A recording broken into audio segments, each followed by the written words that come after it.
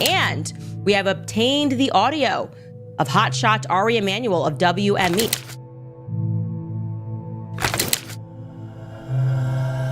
Life is too short to work with people who are. Attorneys for the actress are revealing that they've hired former CIA Deputy Chief of Staff Nick Shapiro.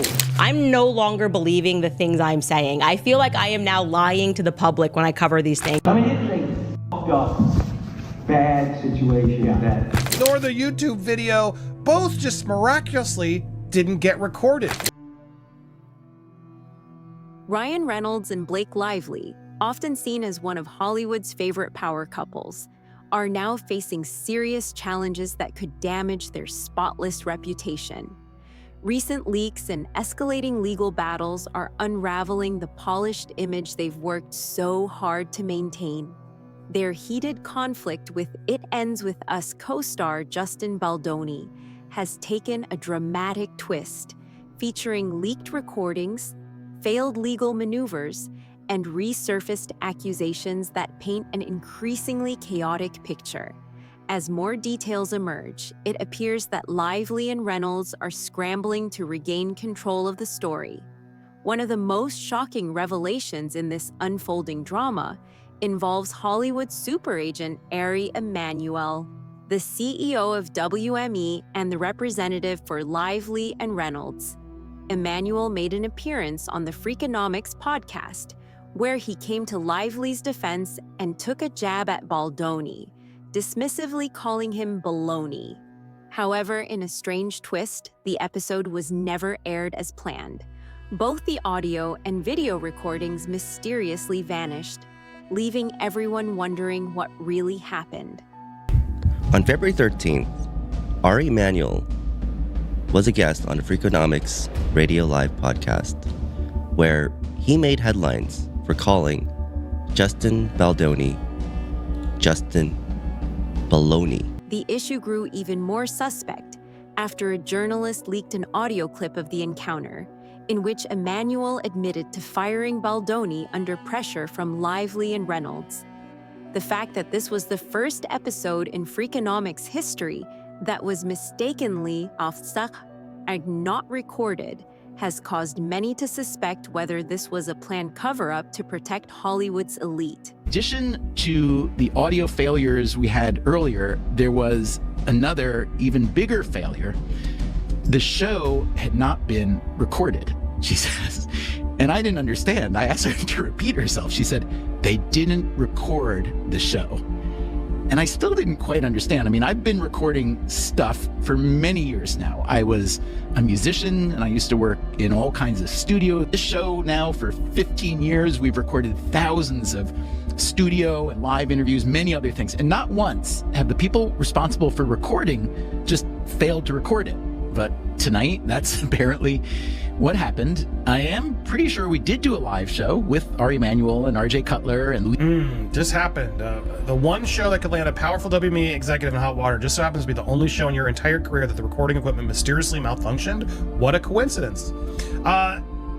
Take it as you. An old talk show tape of Reynolds making an awful sexual assault joke has surfaced, adding to the couple's increasing list of issues. The resurgence of the joke, despite his and Lively's continuing court struggle, has only fueled backlash, with many doubting his sense of humor in light of the serious charges floating online. Chivalry and, workplace sexual assault. I want you to listen to Ryan Reynolds explain to an audience on national television in detail how he sexually assaulted, harassed, whatever you want to call it, Olivia Wilde. So in the scene, she's sitting there and I take her top off, I take her bra off, and she has those pasties on. Right. But she's drawing these adorable little smiley faces. And I forget every line in the scene. Not just from this movie, from every other movie I've done. And I don't really know what I'm sort of going, I'm nervous, I'm blithering on about nothing. At some point in the scene, she takes my hands and puts them on her breast. So they're there, palms a little sweaty, don't know what's happening. And then at the end of the scene, I'm supposed to take them. And I'm trying not to look at her like a 14-year-old boy who just won the lady lottery. Right. So when the scene, I take my hands away, and I take my hands away, and I look down at my hands, and there's two friggin' smiley faces. I have no idea what to do. So, the scene is over now. There's 65 crew members around. I mean, there's all these guys. There's like on the jackpot. So what I'm hearing is not only did you peel this lady's pasties off, you copied the look, and then what did you call it? right, allowed 65 cast and crew members to come. While Reynolds has not addressed the controversy, his silence has done little to quell the outpouring of criticism. Some believe this may have a detrimental impact on his future picture Deadpool and Wolverine, as public opinion of him begins to alter. Reynolds is now under a microscope for bad behavior as Boy Meets World alum Matthew Lawrence stated on a recent episode of his podcast that the two had creative differences in a film that they worked on together back in 1998 called Boltneck. News Nation senior story editor Paula Froelich is here with the scoop. Paula, it seems like Ryan can't really catch a break right now with bad press between his wife Blake Lively's movie drama, now this. What else did Matthew share on this podcast? Matthew was pretty explicit. He said, back in the day, and he made sure to say that Ryan was very young and that he has matured since then, but that Ryan did not take criticism very well. And every time he did, he'd just get freaked out and storm off. And now you have to understand, the producers of this movie were Oscar-nominated producers, so they knew what they were doing. However, Ryan in his youth thought that he knew better, and in a serious role tried to make it comedic. At one point, even tried to channel his inner Jim Carrey, at which point the producers were like, listen, this is not this. Please don't do Jim Carrey. Please do the role. A surprising petition has recently emerged on change.org, demanding the removal of Baldoni from both SAG-AFTRA and the Producers Guild of America. What's shocking is that this petition, launched under the name Gavin Beck, a nod to the fictional killer from Netflix's You, alleges misconduct without presenting any solid proof. The whole situation has left fans in the industry buzzing with questions and suspicions. Campaign that someone started to try to kick Justin Baldoni out of SAG-AFTRA and PGA, which is Producers Guild of America. It's so disturbing to me, and I clicked on it. It only has 140 signatures, but what I find the most disturbing is that this petition is created by someone calling themselves Guinevere Beck. That is a fictional character, and if you watched You on Netflix, it's a TV show in the horror genre with Penn Badgley as the main character, who is a murderer. He stalks this girl and he kidnaps her, and as far as I remember, he ends up killing her. She's not the only person that he's killing in this TV series. But the fact that the person who created this petitioner is this fictional character, taking that into consideration here, I feel like this is someone who created this that has a very absurd sense of humor. This strange alias has sparked a flurry of theories about the true identity of the person behind the petition. Some internet users believe it could have been part of a coordinated effort to damage Baldoni's image. Although there's no evidence linking Reynolds to the petition, this incident shows just how quickly Hollywood rivalries can escalate into full-blown public scandals. And the person who sent this to me said, in the email, like, oh, Ryan Reynolds created a petition to get Justin Baldoni kicked out. I don't know if he's the one behind this, but I feel like this is the kind of sense of humor that's typical for Ryan Reynolds. I'm not going to point fingers, I'm just going to say that, who knows? So this petition really wants to kick Justin Baldoni out of Hollywood based on some allegations that has not been backed up by any receipts or any evidence yet. And the person here who wants to hide their own identity, which I think says a lot about this person. Like, why can't you stand up for something about something? If you want to ruin someone's life and career, you can't put your name on it. And the person saying that, as a concerned member of the entertainment industry, it deeply saddens and angers me to witness no substantial action against abusers in our industry. The case of Justin Baldoni is a disappointing example, who, despite being accused of SH, a co-star Blake Lively in the workplace, still holds membership in both the Directors Guild of America and Screen Actors Guild. Though dropped by WME, it's disheartening to see that the seriality of the allegations doesn't seem to affect his standing in our industry guilds. In a bid to bolster her case, Lively's legal team recently submitted a motion seeking access to 2.5 years worth of phone records, emails, and personal information from Baldoni and his team. However, the judge rejected this request, agreeing with Baldoni's attorney, Brian Friedman, who contended that Lively wasn't the FBI and had no authority to demand such an extensive search in a civil lawsuit. This morning, the news broke also that Blake Lively wanted to subpoena everyone on Justin Baldoni's team, basically 2.5 years back of phone records and emails and everything. That was denied by the judge, which is a good thing, you know, as Brian Friedman, Justin Baldoni's lawyer, kept saying in the media, like, Blake Lively is not the FBI, and this is not a criminal case. So yeah, so he denied that. So now they're going to try again probably and but they need to like narrow it down. I don't see any reason why they should have 2.5 years worth of records from everyone, from like dentist appointments to, you know, doctors to shrinks, you know, all these things that they, you know, had nothing to do with this. And as they're saying themselves in the lawsuit, this alleged smear campaign didn't start until this summer. So why do they have to look back 2.5 years? According to legal experts, this verdict hurts Lively's position by indicating that the court is not convinced by her assertions in the absence of verifiable evidence. This denial also raises questions about whether Lively's team went too far in their efforts to create a case against Baldoni. Blake Lively has lost almost 900,000 followers since the Baldoni It Ends With Us drama. Meanwhile, he's gained over 230,000. But wait, I thought this was all because of bots in a retaliation campaign. Here's the problem with that argument. Bots don't unfollow people. If it had actually used bot farms, they wouldn't be making her followers disappear. That's real people hitting the unfollow button. Bots might boost negative engagement, more comments, more views on bad press, but they don't erase nearly 1 million followers. That kind of drop, that's organic. Meanwhile, Baldoni gained 230,000 followers. If this was some bot operation, wouldn't those same bots be following him too? Instead, people left her page voluntarily. Bottom line, if Lively's team keeps blaming bots, they're gonna have to explain how AI suddenly developed self-awareness and decided it was over Blake Lively, and so it unfollowed itself. I don't know. Does this have any effect on her lawsuit against Baldoni? I still don't understand the retaliation campaign claim. As the situation unfolds, Lively's former colleagues have began to come out about their working relationships with her. A previous Rhythm Section co-star described Lively as nasty, condescending, and hesitant to establish eye contact. She continues to say that after 10 minutes, they were ready, and we went back in and did the scene a few times. When I went back to the green room, I said to some of the other actors, I don't like Blake. Someone said yes, a few others have said the same. One girl said she was fine with her, and others just looked down at the floor.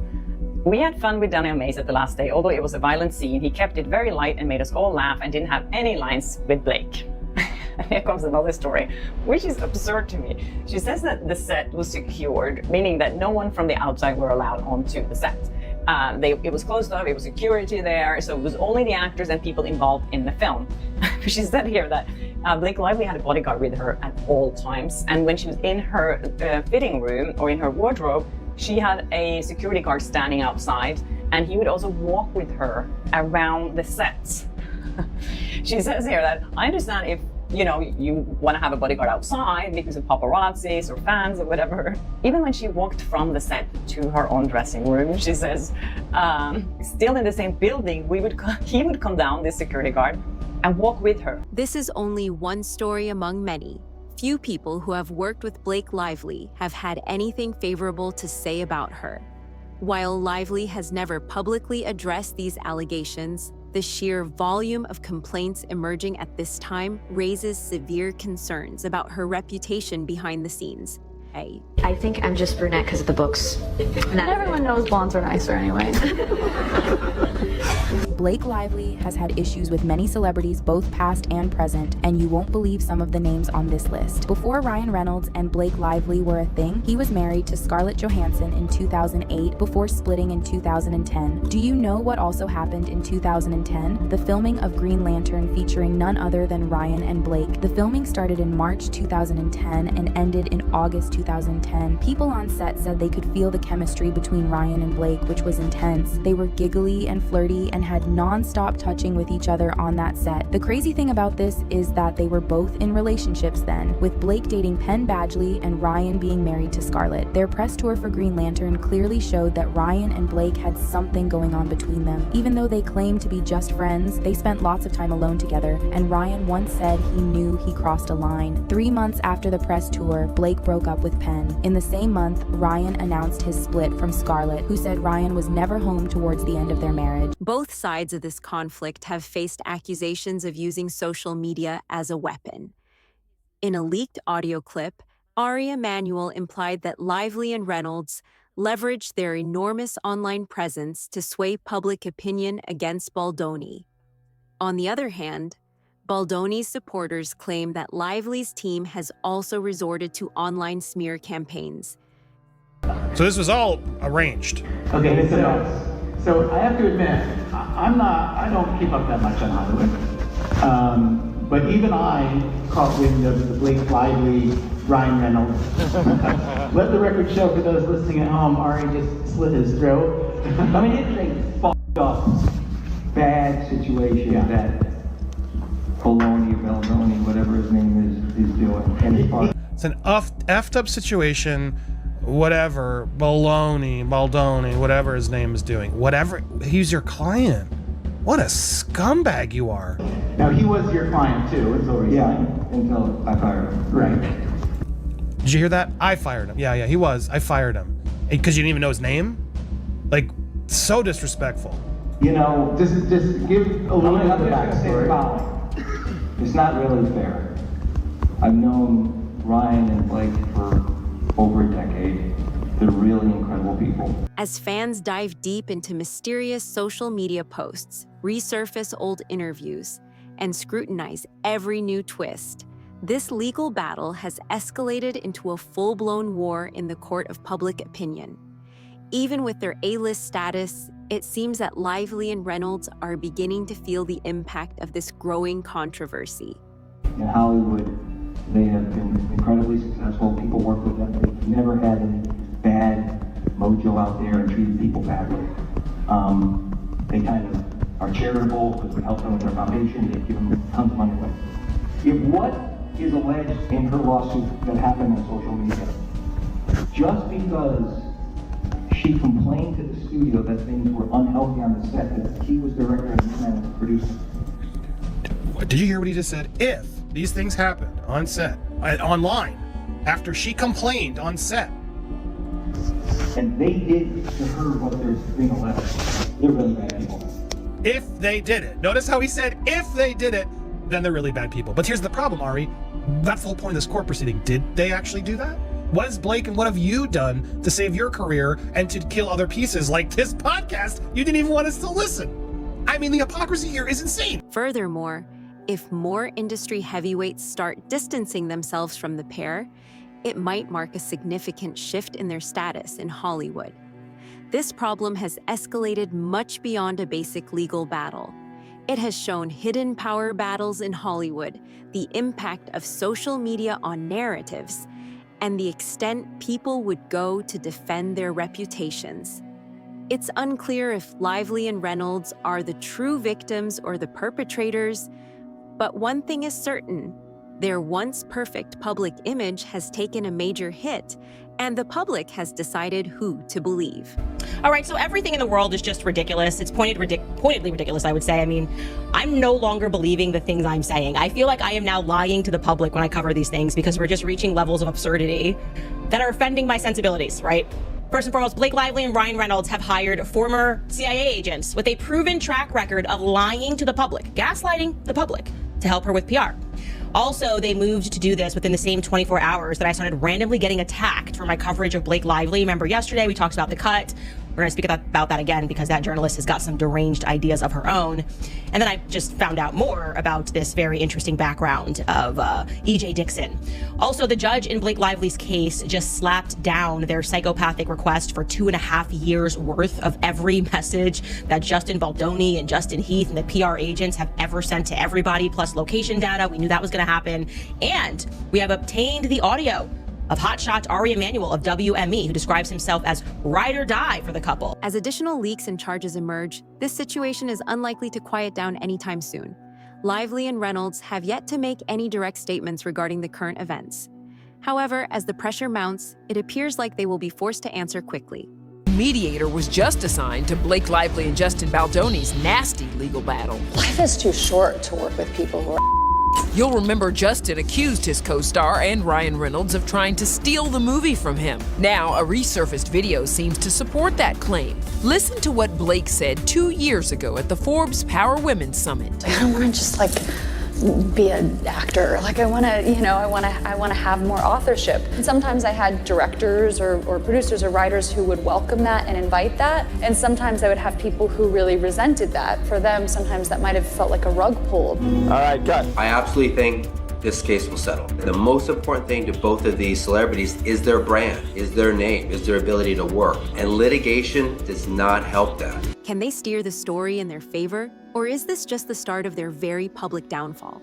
What started as a simple disagreement between co-stars has spiraled into one of Hollywood's most shocking scandals.